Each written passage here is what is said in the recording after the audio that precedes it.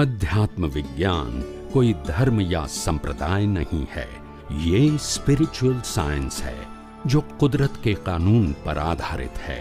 ये विज्ञान पूरे ब्रह्मांड के सभी रहस्यों को उजागर करता है और जीवन के सभी पहलुओं को समझने के लिए एक नई दृष्टि देता है। इसी को आर्ट ऑफ विजन कहते हैं, दुनिया को देखने की एक नई दृष्टि, जो अध्यात्म विज्ञानी परम पूज्य स्वामी श्री कमलेशानंद जी के निर्देशन में सनातन सत्य का अनुसंधान कर हमारे जीवन को प्रकाशित करे। जय सच्चिदानंद।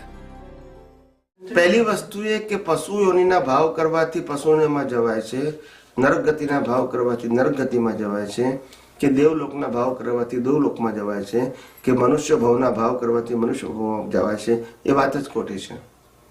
तमारा कर्म प्रमाणे कुदरत नक्की करे छे तमारी गति कई। शुं कीधुं? तमारा कर्म प्रमाणे कुदरत नक्की करे छे कि तमने कई गति में जन्म आपवो। एमां आपणुं डिसिजन चालतुं અત્યારે આપણે સારા કર્મ કરીએ તો આપણું થાય। કોઈ એવું કે નરક ગતિમાં જવું છે, પણ કર્મ એવા બાંધ્યા તો કુદરત એને નરક ગતિમાં મૂકે। એમાં ચોઈસ નો ક્યાં પ્રશ્ન છે? એમાં ભાવનો ક્યાં પ્રશ્ન છે? પણ એમાં કશે ને કશે એક્સપ્લેનેશન તો હશે ને કે આ તમને આ બાજુ લઈ જાય, આ કર્મ આમ લઈ જાય છે ને। એક્ઝેક્ટ સૈદ્ધાંતિક એક્સપ્લેનેશન છે। તમારા કર્મોની અંદર મોર દેન 51% હ્યુમેનિટી વાળા કર્મો હશે તો તમે હ્યુમન માં જન્મ લઈને ભોગવશો। તમારા કર્મોની અંદર મોર દેન 50% પાસવતાના કર્મ હશે તો પશુઓને જન્મ ભોગવશો। તમારા કર્મોની અંદર મોર દેન 51% રાક્ષસી કર્મ હશે તો નરક ગતિમાં જન્મ ભોગવશો। તમારા જે કર્મો બાંધ્યા છે એમાં મોર દેન 51% સુપર હ્યુમન નેચરના કર્મ હશે, દેવલોકમાં જન્મ થશે। આ બધી વસ્તુના સ્ટાન્ડર્ડ છે, કશું એફએઝેડ કે રેન્ડમ નથી। વિજ્ઞાન એક્ઝેક્ટ છે। કેવું છે? કશું ગોળ ગોળ નથી। આપણે ખાલી જાણવાની જરૂર છે। શું છે? અનુભવ તો પછી થશે, પણ પેલા જાણો તો ખરા, જેથી આપણને કોઈ બાબત ઉપર શંકા ના જાય। શું ના જાય? That's it. આપણે તમે કીધું 8 એક વખતે 8 ભાવના કર્મ બાંધી શકે, એક ભાવ 4 યોની છે, પણ પછી તો 8 હોય તો બીજા 4 કઈ જાય? કશું નહીં। બે પશુ યોનિના ભાવ હોય, બે નરક ગતિના ભાવ હોય, બે દેવલોકના ભાવ હોય, એવું બધું હોય। મનુષ્ય ભાવનો ના આવે। છેલ્લામાં છેલ્લો મનુષ્યનો ભાવ ના કેમ? ધારો કે 8 ભાવના બાંધ્યા એટલે મીન્સ તમારો 8 ભાવના કર્મનો સ્ટોક છે। એટલે 8મો ભાવ તમારો મનુષ્યનો હોય એટલે છેલ્લો અહીંયા ખાલી થાય, પાછો 9 ભરવાનો પાછો। પણ બાકીના જે 8માં 7 ભાવ મનુષ્ય સિવાય ના જ હોય તો જ એને કહેવાય કે 8 ભાવના કર્મ। 8 ભાવના કર્મ વચ્ચે મનુષ્ય ભાવ ના આવે। ના સમજાયું? આ 8 ભાવ મનુષ્ય ના આવે ખરા? ના આવે। પછી બધે કેવી રીતે કહેવાય?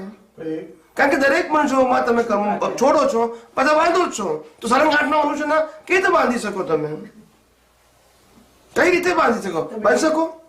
ના બાંધી શકો। મનુષ્ય ભાવનો મિનિમમ એક જ બાંધી શકો। એટલે આપણે કહીએ એવું હતું એટલે આ મનુષ્ય અવતાર આપણને એક જ ભાવનો મળ્યો છે।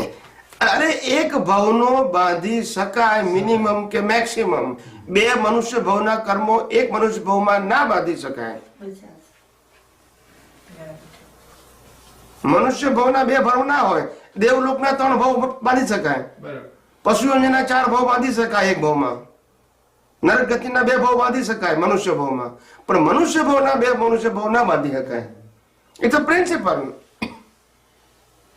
સમજાય છે। બીજા બધાના અનેક બાંધી શકાય, મનુષ્ય ના બાંધી શકાય, કારણ કે એ તો નવો સ્ટોક કરવાનો છે, પાછો સ્ટોક કરવાનો છે કે ઉપર ઉદ્ધવગતિ કરવાનો, ગમે તે હોય। પણ તમે કર્મ બાંધ્યું મનુષ્યનું એટલે તમારો મનુષ્ય ભાવ આવવાનો છે। પછી 2 મનુષ્ય ભાવ બાંધો કેવી બાંધી શકો? આપણે મનુષ્ય ભાવના કર્મો બાંધ્યા હોય તો કન્ટિન્યુ મનુષ્ય ભાવ આવી શકે? ના પાડે છે, ના પાડે છે। મનુષ્ય ભાવનો કર્મ મિનિમમ કે મેક્સિમમ કોઈ પણ મનુષ્ય એક જ ભાવનો બાંધી શકે। કોઈ પણ મનુષ્ય મિનિમમ કે મેક્સિમમ। એટલે આપણે ગયા ભાવમાં મનુષ્ય બાંધ્યું હતું એટલે આપણે અત્યારે હવે આ પછીનો શું હશે એ ખબર નથી। આપણા કર્મો ઉપર ડિપેન્ડ છે ને। એ આપણી પાસે એવું જ્ઞાન નથી કે આપણે જોઈ શકીએ કે આપણા પણ કયા આપણે કર્મ એવું કર્મ કરીએ તો આપણે મનુષ્ય અવતાર ના મળે. મળે ને, કોણ ના પાડે? હા, તો હું એમ પૂછું છું. મનુષ્ય અવતાર તો મળે, પણ મનુષ્ય અવતારના કર્મો મનુષ્યમાં એટ એ ટાઈમ 2 મનુષ્ય ભવના કર્મ ના બાંધી શકે, એમ કહું છું. રજીસ્ટ્રેશન એકનું જ કરાય એમ. એકનું જ કહે. મનુષ્ય ભાવનું રજીસ્ટ્રેશન એકનું જ થાય. બરાબર એવું નહીં. હા, હું એની વાત